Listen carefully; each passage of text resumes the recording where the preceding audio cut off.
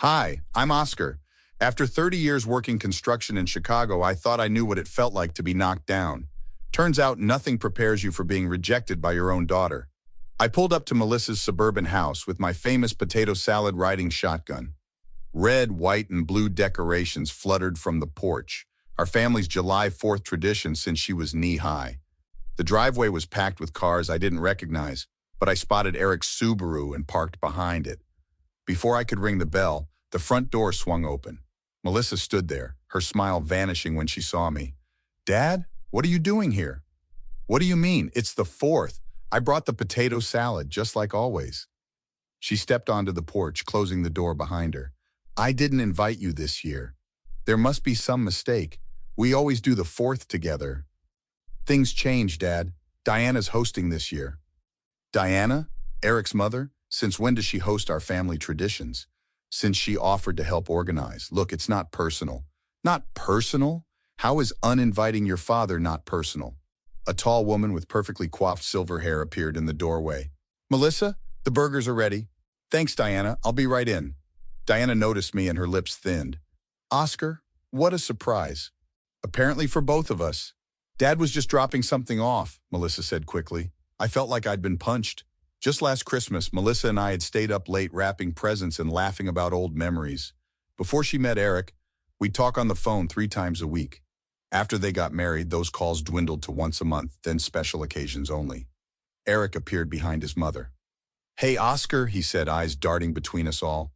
"Don't let me interrupt your party," I said, my voice tight. "It's not that we don't want—" Eric started, but Diana cut him off. "Melissa and Eric wanted a more intimate gathering this year, family only. I am family. You know what I mean. Immediate family." "Diana's helping us with the house renovation," Melissa added, not meeting my eyes. "She's staying in the guest room for a few weeks." I set the potato salad on the porch railing. "Enjoy the food." As I walked to my truck, Eric called after me, but Diana said something I couldn't hear, and he went back inside.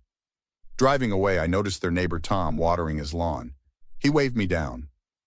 "Didn't stay long, huh? That's a shame." "Wasn't invited, apparently." Tom frowned. "That doesn't sound like Melissa, though that mother-in-law has been around constantly. Between us, something's off there." "What do you mean?" "Last week they were arguing on the porch, Diana and Melissa. I heard your name, then Eric came out, and Diana got real sweet, real quick. I gripped my steering wheel tighter. Thanks for telling me." "No problem. Been neighbors with Melissa since you two moved here after the divorce. Never seen her act like this." Driving home, I kept replaying Melissa's face, Eric's discomfort, and Diana's satisfied smile. This wasn't my daughter. Something was happening, and I wasn't going to sit around feeling sorry for myself. I wasn't just going to accept this rejection. I was going to find out what the hell was going on, and I was going to fix it. The next morning, I swallowed my pride and called Sandra. My ex-wife and I weren't exactly Christmas card buddies, but she'd always been straight with me. "This better be important, Oscar. I'm heading to spin class." "It's about Melissa. Something's not right." I explained what happened at the July 4th party. When I finished, there was a long pause. "You really don't know? Diana has been running her mouth about you for months, telling everyone you're irresponsible with money, that you've been gambling again." "Gambling? I haven't touched a slot machine since that mess 15 years ago. Where'd she even hear about that?" "She cornered me at Melissa's birthday. Asked all these questions about our divorce, why we split up. I mentioned your gambling phase, but I told her you got help, that it was ancient history." My blood boiled. "And she's using that to turn Melissa against me?" "Look, I gotta run, but call Rachel. She mentioned something weird about Diana last time we had coffee." Rachel had been friends with Sandra since college and watched Melissa grow up. She agreed to meet me at Denny's that afternoon. "I've been worried about Melissa," Rachel said, stirring her coffee. "Diana does this thing where she helps people, then owns them." "What do you mean?"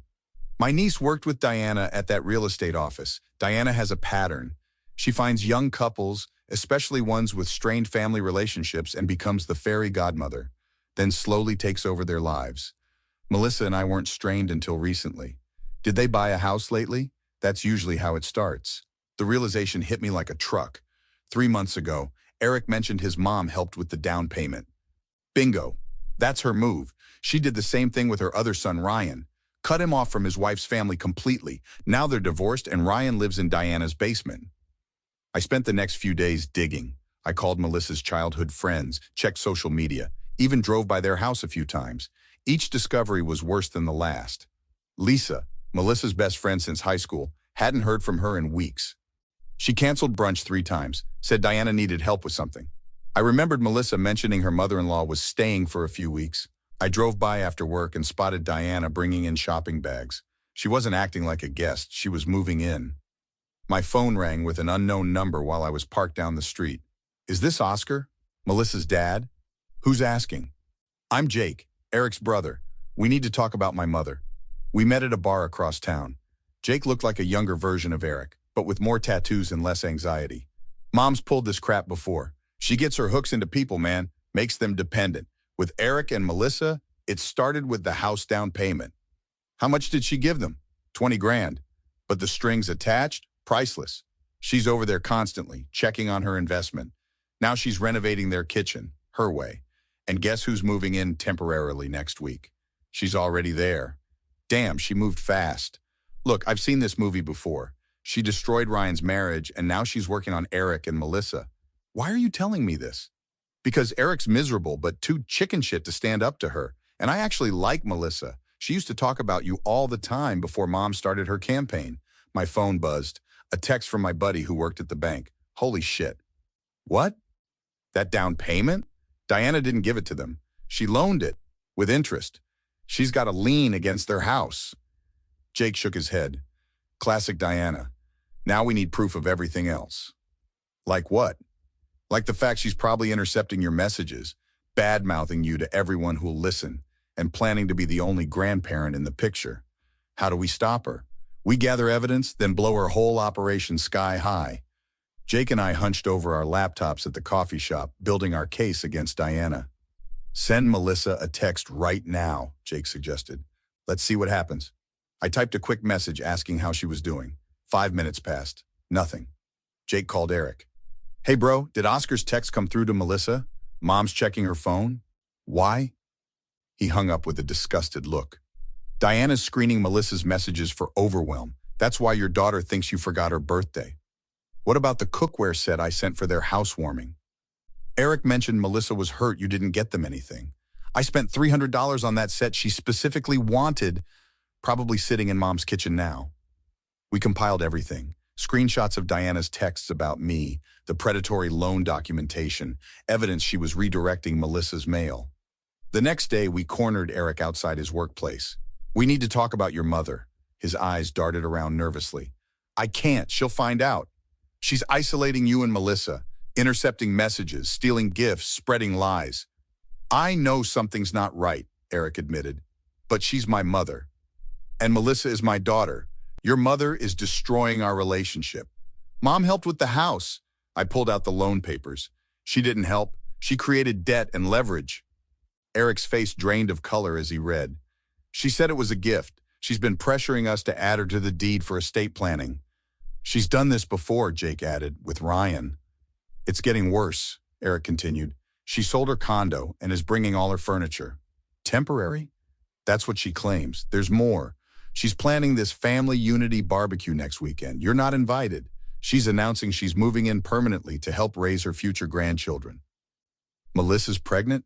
My heart sank. No, but Mom's pushing for it. Keeps saying she'll be the perfect grandmother. He trailed off. Unlike me. She says you're financially unstable, a bad influence. I showed him my retirement statements and perfect credit score. That lying, Eric stopped himself. What do we do?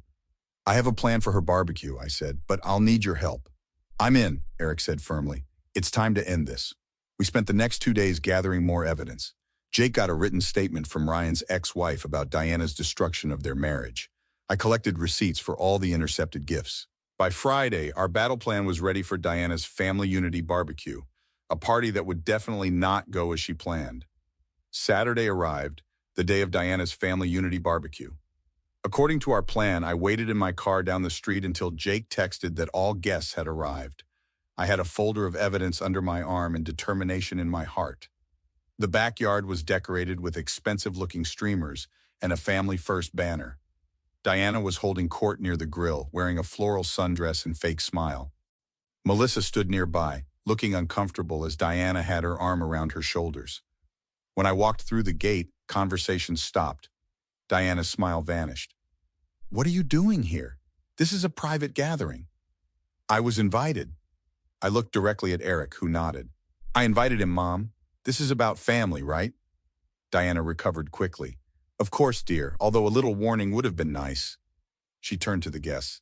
"Everyone, this is Oscar, Melissa's father. He doesn't usually attend family functions." "Actually, I attend every function I'm invited to," I replied, "and every function where my invitations aren't intercepted." Melissa frowned. "What are you talking about, Dad?" "I've been trying to reach you for months, sending gifts, cards, messages, but someone has been making sure they never reach you." Diana laughed nervously. "That's ridiculous. Melissa, your father is creating drama." "Am I?" I opened my folder and pulled out the first piece of evidence, delivery confirmations for every gift I'd sent, alongside Jake's photos of those same items in Diana's apartment. "That's my cookware set," Melissa said, pointing at a picture. "You told me Dad never sent anything for our housewarming." "I was going to give it to you," Diana stammered. "As a surprise?" Eric stepped forward. "What about the birthday card with the spa certificate, or the Christmas gift? Or the texts and calls that mysteriously went unanswered?" I added. Melissa turned to Diana, hurt in her eyes. "You've been keeping my dad from me." "I was protecting you. He's financially irresponsible. He had a gambling problem." 15 years ago, I said.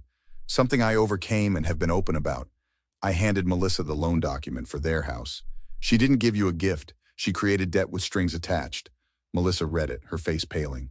"You lied to us. You said this was a gift." "It was, in my way." Diana was starting to sweat. "Family helps family."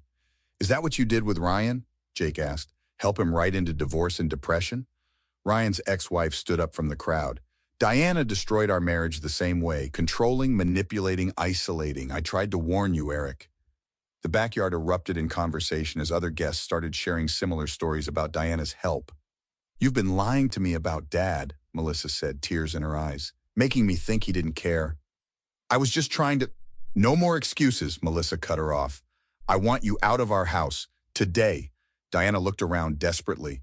"I sold my condo. Where am I supposed to go?" "Not our problem," Eric said firmly. Diana tried a different approach, voice breaking. "I'm so sorry if I overstepped. I just wanted to be close to you. Please forgive me." "No," I said simply. "No forgiveness, no second chances." 3 weeks later, we held a proper July 4th celebration at Melissa and Eric's house. My potato salad was on the table, Sandra brought her famous apple pie, and Jake manned the grill. Diana was conspicuously absent. Last we heard, she'd moved in with a distant cousin after everyone else refused to take her in. Melissa and I sat on the porch swing, watching fireworks explode overhead. "I'm so sorry, Dad. I should have seen through her." "Hey, she fooled a lot of people. What matters is we found our way back." Melissa leaned her head on my shoulder, just like when she was little. "Love you, Dad." "Love you too, kiddo. Happy Independence Day." And it truly was. What would you do if you discovered someone had been deliberately sabotaging your relationship with your child or parent for months? Would you handle it the same way Oscar did, with a complete rejection of Diana's apology? Or would you consider forgiveness under certain conditions? Share your thoughts in the comments below. I'd love to hear your perspective on dealing with manipulative people who try to damage family bonds. If you enjoyed this story of family justice, please hit that like button and subscribe to our channel for more revenge stories where toxic people get exactly what they deserve. New stories every day.